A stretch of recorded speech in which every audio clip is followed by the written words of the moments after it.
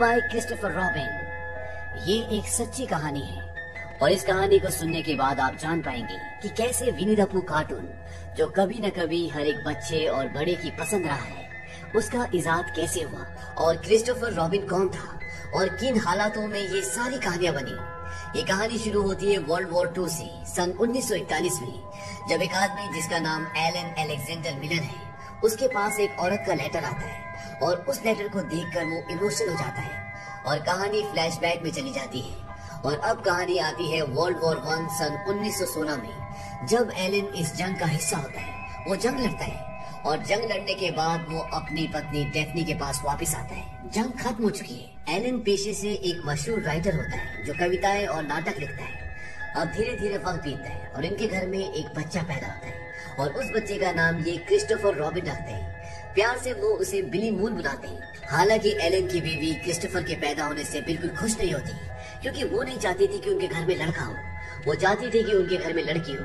वो एलन को बोलती कि मैं अब इससे प्यार नहीं कर सकती, क्योंकि जब ये बड़ा हो जाएगा तो ये भी जंग में जाएगा और मुझे भी इसका इंतजार करना पड़ेगा जिस तरह से मैंने तुम्हारा इंतजार किया था, वो भी बिना किसी उम्मीद के। और अब मेरे अंदर ये सब सहने की शक्ति नहीं है। इसके बाद वो क्रिस्टोफर रॉबिन के लिए एक नैनी रखते हैं जिसका नाम ऑलिव होता है और ऑलिव क्रिस्टोफर रॉबिन से बहुत प्यार करती है। धीरे धीरे वक्त बीतता है और क्रिस्टोफर रॉबिन 3 साल का हो जाता है। लेकिन इन 3 सालों में सिर्फ ऑलिव ने उसका ध्यान रखा होता है, क्योंकि उसके माँ बाप पार्टीज में और अपने काम में बहुत बिजी होते हैं। वो क्रिस्टोफर रॉबिन पर ध्यान दे नहीं पाते और एलन लगातार नाटक लिखता है। लेकिन अब वो अपने काम से ऊब चुका है और वो किसी आइसोलेटेड जगह पर जाना चाहता है जहाँ पर वो कुछ नया, कुछ अच्छा लिख सके। इसीलिए वो अपने पूरे परिवार के साथ इंग्लैंड की एक कंट्री साइड जगह पर चला जाता है, जो पूरी तरह से एक जंगल होता है। और अब एलन का पूरा परिवार वहाँ पर शिफ्ट हो गया है। लेकिन वहाँ पर शिफ्ट होने के बाद भी एलन कुछ ज्यादा लिखता नहीं है। अब जब यहाँ पर उनका पूरा परिवार शिफ्ट हो जाता है तो डेफनी अपने बेटे क्रिस्टोफर रॉबिन को कुछ खिलौने देती है, जिसमें एक टेडी बेयर होता है, एक पिगलेट होता है, एक टाइगर और एक गधा। और इन सब खिलौनों को पाकर क्रिस्टोफर रॉबिन बहुत खुश होता है। क्रिस्टोफर अपनी मॉम से पूछता है कि इस टेडी बेयर का नाम क्या है। उसकी मॉम बोलती है कि इसका नाम एडवर्ड है। और अब वो अपने खिलौनों के साथ खेलना शुरू कर देता है। अब एक दिन क्रिस्टोफर के डैड एलन जंगल की तरफ जा रहे होते हैं और क्रिस्टोफर भी उनका पीछा करना शुरू कर देता है। और जब उसके डैड उसे देखते हैं तो उसके डैड बोलते हैं कि तुम्हें घर जाना चाहिए। क्रिस्टोफर बोलता है क्या मैं वापस चला जाऊं? उसके डैड बोलते हैं कि नहीं, चलो मेरे साथ। और वो दोनों आगे चलना शुरू करते हैं। अब क्रिस्टोफर अपने डैड से बोलता है कि मेरे पास जो डोंकी है, क्या आप उसके लिए कोई नाम रख सकते हैं? उसके डैड बोलते हैं कि उसका नाम ईयोर है। और इस नाम को सुनकर क्रिस्टोफर बहुत खुश होता है। अब जब ये आगे जा रहे होते हैं तभी एलन को मधुमक्खियों की आवाज सुनाई देती है और उस आवाज को सुनकर वो सहम जाता है। दरअसल उस आवाज से उसे वर्ल्ड वॉर 1 की याद आती है, जब वो जंग में था और आज भी उसके दिमाग से वो यादें निकल नहीं पाई है। क्रिस्टोफर बोलता है कि ये तो सिर्फ मधुमक्खियां हैं, ये अपना शहर ढूंढने के लिए आई है। और ये सुनने के बाद उसके डैड रिलैक्स हो जाते हैं और वो दोनों वहाँ से घर वापस आ जाते हैं। घर वापस आने के बाद एलन की पत्नी उससे बोलती है कि तुम यहाँ पर कुछ लिखने के लिए आए हो और तुमने अभी तक कुछ लिखना शुरू भी नहीं किया। जंग के बाद पूरा देश सदमे में, लोगों की जिंदगी बेरंग हो गई है और अगर तुम जंग के खिलाफ किताब लिखोगे तो तुम उनकी बेरंग जिंदगी में रंग भर दोगे। डेफनी बोलती है कि मैं लंदन जा रही हूँ, क्योंकि तुम एक ऐसे राइटर हो जो लिखता ही नहीं और अगर तुम लिखोगे नहीं तो तुम्हें झेलना मुश्किल है। एलन बोलता है कि तुम वापस कब आओगी? वो कहते हैं कि जब तुम लिखना शुरू करोगे। अब जब वो लंदन जा रही होती है तो नैनी बोलते हैं कि मैं और क्रिस्टोफर भी आपके साथ आ जाते हैं, ताकि हम क्रिस्टोफर को जू दिखा सकें। और क्रिस्टोफर, नैनी और क्रिस्टोफर की मॉम डेफनी, ये सब के सब लंदन में जू जाते हैं। जू में ये सब एक बहुत बड़े बेर को देखते हैं। क्रिस्टोफर पूछता है कि इसका नाम क्या है। नैनी बोलती है कि इसका नाम विनी है, क्योंकि ये विनी पेग से है। जू घूमने के बाद नैनी और क्रिस्टोफर घर वापस आ जाते हैं, लेकिन उसकी मॉम डेफनी वहीं लंदन में रुक जाती है। और अगले दिन नैनी को 3 दिन की छुट्टी लेकर अपनी मॉम को देखने के लिए जाना पड़ता है, क्योंकि उसकी मॉम की तबीयत बहुत ज्यादा खराब होती है और इनका कुक भी पहले से छुट्टी पर होता है। इसीलिए घर पर अब सिर्फ क्रिस्टोफर रॉबिन और उसके डैड एलन बचे हैं। अगली सुबह जब एलन कुछ लिख रहे होते हैं तभी उनके पास क्रिस्टोफर आता है। क्रिस्टोफर बोलता है कि मुझे पता है कि आप जंग के लिए कोई किताब लिख रहे हैं, ये एक अच्छा आइडिया है। अगर आप मेरे लिए कुछ लिखेंगे तो मैं उसे जरूर पढ़ूंगा। एलन बोलता है क्या तुम मेरे साथ बाहर घूमने चलोगे? क्रिस्टोफर बोलता है ठीक है। और ये दोनों बाहर घूमने जाते हैं और जब ये घूम रहे होते हैं तभी क्रिस्टोफर उसे बताता है कि जब हम जू में गए थे तो वहाँ पर मैंने एक भालू को देखा था जिसका नाम विनी था। और उसका नाम विनी इसलिए था क्योंकि वो विनी पेग से था। सिपाहियों ने उसके मॉम को मार दिया और वो जू में आ गया, जहाँ उसे सब घूरते हैं। इसके बाद एलन अपने बेटे को बोलता है कि यहाँ पर मधुमक्खियां हैं, अगर यहाँ पर मधुमक्खियां हैं तो यहाँ पर भालू भी होंगे। क्रिस्टोफर बोलता है कि यहाँ पर भालू नहीं है।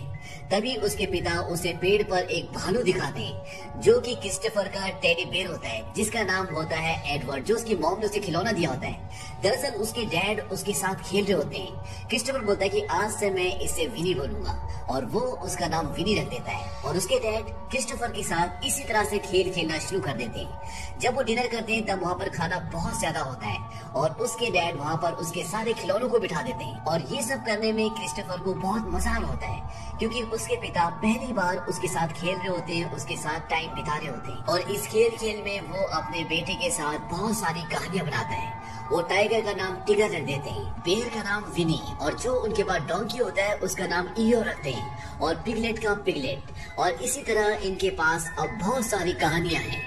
और एलन शहर से अपने एक दोस्त को बुलाता है जो क्रिस्टोफर रॉबिन और उसके खिलौनों के बहुत सारे स्केचेस बनाता है ताकि वो उसे अपनी कहानी में इस्तेमाल कर सके। और इसके साथ साथ वो एक पोएम भी लिखता है और उस पोएम को वो अपनी पत्नी को भेजता है। इस पोएम का नाम होता है वेस्पर्स और ये विनी द पू से रिलेटेड होती है। और कुछ दिनों बाद उसकी पत्नी घर वापस आ जाती है और वो उसे बताती है कि मैंने तुम्हारी पोएम को पब्लिश करवा दिया और वो लोगों को बहुत पसंद आई है। और अब एलन विनी द पू किताब के ऊपर और भी ज्यादा मेहनत करना शुरू कर देता है। और जब उसकी पहली किताब पब्लिश होती है तो वो रातों रात फेमस हो जाता है। एलन पहले से बहुत बड़ा राइटर था, लेकिन इस किताब के आने के बाद उसका सारा काम जो उसने पहले किया होता वो सब चुक जाता है क्योंकि ये किताब लोगों को इतनी पसंद आती है कि वो रातों रात एक बहुत बड़ा सेलिब्रिटी बन जाता है। लोग अब उसकी किताब के बारे में, उसकी कहानियों के बारे में जानना चाहते हैं। और जब लोगों को ये पता चलता है कि क्रिस्टोफर रॉबिन एक सचमुच का लड़का है तो लोगों की जिज्ञासा और भी बढ़ जाती है और अब लोग क्रिस्टोफर रॉबिन से मिलना चाहते हैं, उसके बारे में जानना चाहते हैं। कुछ दिनों बाद क्रिस्टोफर रॉबिन की नैनी भी घर वापस आ जाती है। उसे देखकर क्रिस्टोफर रॉबिन बहुत खुश होता है। दरअसल उसकी मॉम की मृत्यु हो गई थी, इसीलिए उसे कुछ ज्यादा ही टाइम लग गया। उसकी नैनी बताती है कि मैंने क्रिस्टोफर रॉबिन की प्रेयर्स के बारे में जो आपने पोएम लिखी थी वो अपने दोस्त के घर पर देखी और मुझे बहुत खुशी है कि लोगों को ये पोएम इतनी पसंद आई। दरअसल एलन ने जो पोएम लिखी थी वो क्रिस्टोफर रॉबिन की प्रेयर्स के बारे में थी जिसे सभी लोग बहुत पसंद कर रहे थे। अब जब क्रिस्टोफर रॉबिन इतना फेमस हो चुका है तो उसका पूरा लाइफस्टाइल चेंज हो चुका होता है। उसके लिए कई चिट्ठियां हर रोज आती है। वो पार्टीज में जाता है, लोग उसके साथ फोटो खिंचवाना चाहते हैं, उसके ऑटोग्राफ चाहते हैं। लेकिन क्रिस्टोफर रॉबिन को ये सब इतना पसंद नहीं आता क्योंकि वो सिर्फ जंगल में अपने पिता के साथ खेलना चाहता था। लेकिन अब वो सारा का सारा खेल बंद हो चुका है क्योंकि एलन जो कि उसके पिता हैं वो अपने काम में इतने बिजी हैं कि वो क्रिस्टोफर रॉबिन को वक्त दे नहीं पाते। जहाँ पहले वो बैट बॉल खेलते थे, एक साथ कहानियां बनाते थे, अब वो अपने बेटे क्रिस्टोफर रॉबिन को बिल्कुल भी वक्त नहीं दे पाते। वो हमेशा पार्टीज में या अपने लिखने के काम में बिजी रहते हैं और इस बात से क्रिस्टोफर रॉबिन बहुत उदास भी हो जाता है। क्रिस्टोफर रॉबिन की जो नैनी होती है वो भी नहीं चाहती कि क्रिस्टोफर रॉबिन की जिंदगी जिस तरह से चल रही है उस तरह से उसकी जिंदगी चले क्योंकि वो जानती है कि वो सिर्फ अपने पिता का साथ चाहता है। उसे पार्टीज, इंटरव्यूज, चमक धमक की दुनिया इससे कुछ लेना देना नहीं है। लेकिन ये बात उसके माँ बाप नहीं समझ पाते और बिली के पास अब सिर्फ उसकी नैनी का प्यार है। लेकिन कुछ दिनों बाद नैनी को भी एक आदमी से प्यार हो जाता है जिसका नाम एल्फ्रेड होता है। और जब बिली को ये बात पता चलती है तो उसे बहुत दुख होता है क्योंकि वो नैनी को किसी के साथ भी बांटना नहीं चाहता। हालांकि नैनी उससे अपने बेटे से भी ज्यादा प्यार करती है। लेकिन क्रिस्टोफर रॉबिन को लगता है कि अगर उसने एल्फ्रेड से शादी कर ली तो वो मुझसे दूर हो जाएगी और वो ये बात अपने मॉम डैड को बता देता है कि वो शादी कर रही है क्योंकि उसे लगता है कि अगर उन्होंने शादी कर ली तो वो मुझे हमेशा के लिए छोड़कर चली जाएंगी।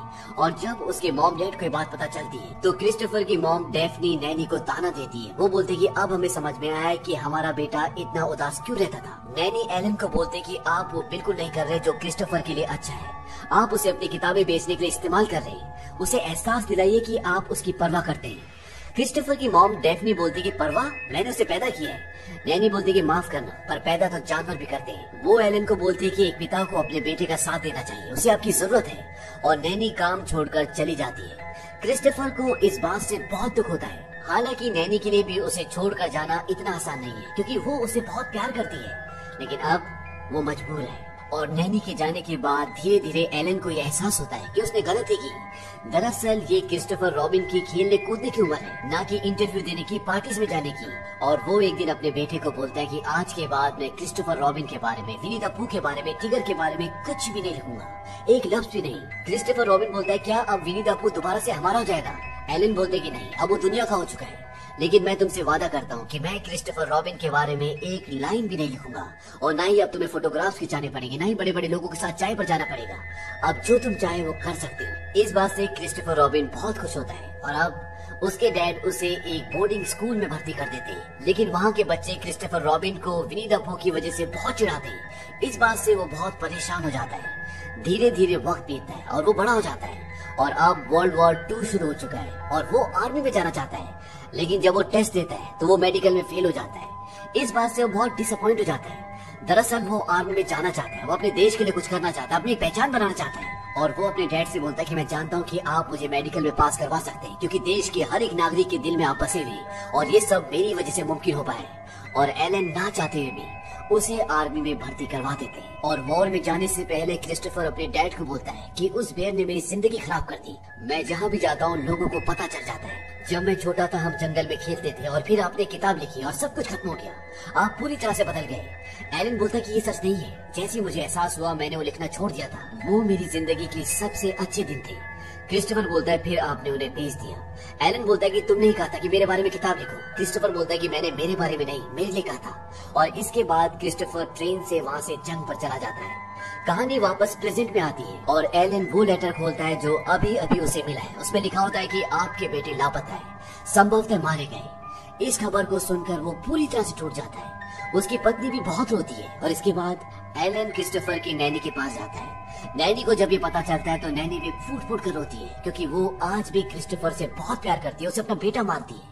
और एक रात को जब एलन अपने घर के बाहर बैठा होता है तो तभी उसे सामने से कोई आता हुआ नजर आता है।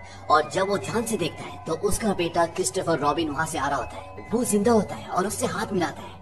एलन अपने बेटे को बोलता है क्या तुम सच में बिली मून हो, क्योंकि वो अपने बेटे को हमेशा बिली मून ही कहकर बुलाता था। वो कहता है कि हाँ मैं जिंदा हूँ। इसके बाद क्रिस्टोफर रॉबिन की मॉम भी आ जाती है और वो भी अपने बेटे को देखकर बहुत खुश होती है। उसकी आंखों में आंसू आ जाते हैं। और जब नैनी को पता चलता है कि क्रिस्टोफर रॉबिन जिंदा है तो वो उससे मिलने आती है और उसके गले लगकर वो बहुत रोती है। इसके बाद क्रिस्टोफर अपने डैड को बोलता है कि जब हम रेगिस्तान में थे और हम पर फायरिंग हो रही थी तो एक आदमी गाना गाने लगा विनी द पू का। और जब वो गा रहा था तो उसको अपने घर की याद आ रही थी। वो गाना उसे उसके बचपन में ले गया। ये जादू आपकी वजह से हुआ, पर वो गाना सबसे पहले मेरा था। उसके डैड बोलते हैं कि पर मैंने उसे बेच दिया। क्रिस्टोफर बोलता है जब फर्स्ट वर्ल्ड वॉर के बाद लोगों की उम्मीद टूट चुकी थी तब आपने उन्हें याद दिलाया कि बचपन क्या होता है, खुशियाँ क्या होती है। वो कहानियाँ, ये जंगल हमारा था किसी और का होने से पहले। एलन बोलता है और हमेशा ही रहेगा। अब इन दोनों के बीच में जितने भी गिले शिकवे होते हैं वो सब दूर हो चुके हैं। पर एलन के ना लिखने के बाद भी विनी द पू की शोहरत बढ़ती चली गई। क्रिस्टोफर रॉबिन ने अपनी कहानियों से जितने भी पैसे कमाए उसने उसका एक भी पैसा नहीं लिया। उन्होंने खुशहाल शादीशुदा जिंदगी बिताई और एक किताबों की दुकान भी खोली। और नैनी क्रिस्टोफर की जिंदगी का हमेशा एक हिस्सा रही। आज भी क्रिस्टोफर के खिलौने न्यूयॉर्क पब्लिक लाइब्रेरी में रखे हुए हैं, जिन्हें हर साल 7.5 लाख लोग देखने आते हैं। और हाल ही में विनी द पू को बच्चों की आज तक की सर्वश्रेष्ठ किताब माना गया है।